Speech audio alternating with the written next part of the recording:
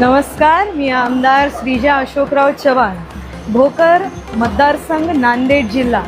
आज इकडे BKCला MMRDA ग्राउंडला इथे आपला महालक्ष्मी सरस हा मोठा एक्झिबिशन पाहायला आलेला आहे। इथे जेव्हा आले स्टार्टिंगलाच इतकी विविध सुंदर मूर्ती इकडे उभारण्यात बाहेर आलेले आहे। छत्रपती शिवाजी महाराजांना वंदन करून आम्ही इकडे जेव्हा आतमध्ये आलो तेव्हा एक मोठी स्क्रीन पाहायला भेटली। विविध स्टॉल्स, विविध फूडचे आयटम्स, शॉपिंग फेस्टिवल। खरंच मला मुख्यमंत्री साहेबांचे आणि मंत्री महोदय साहेबांचे आभार मानायचे।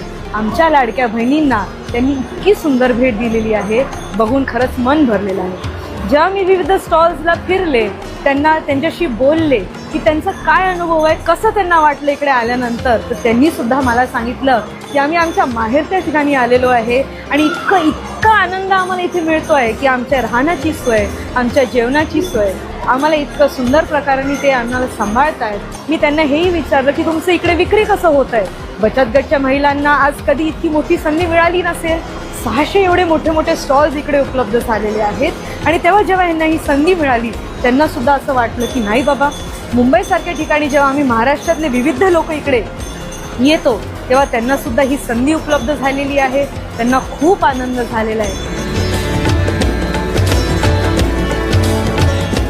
जेव्हा लोकांची भीड इकडे येताना त्यांना दिसली, लोकांची संख्या इकडे मोठ्याने येताना त्यांना दिसली, त्यामुळे त्यांनी असं रिक्वेस्ट केलं ह्या सरसला, ह्या महालक्ष्मी सरसला सुद्धा 2 दिवस अजून वाढायला पाहिजे।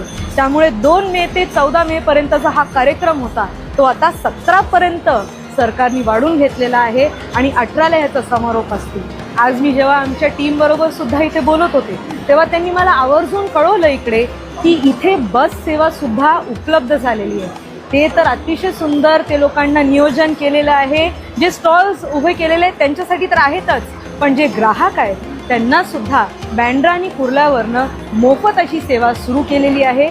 बसमध्ये सगळे ग्राहकांनी इकडे यावं, ह्या पूर्ण महालक्ष्मी सरसचा आनंद घ्यावा।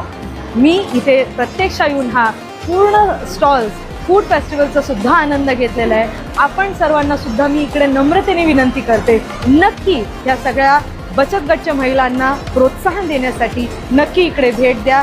पूर्ण टीमच्या, ह्या उमेदच्या पूर्ण टीमच्या मी सर्वांना मनापासून शुभेच्छा देते। धन्यवाद।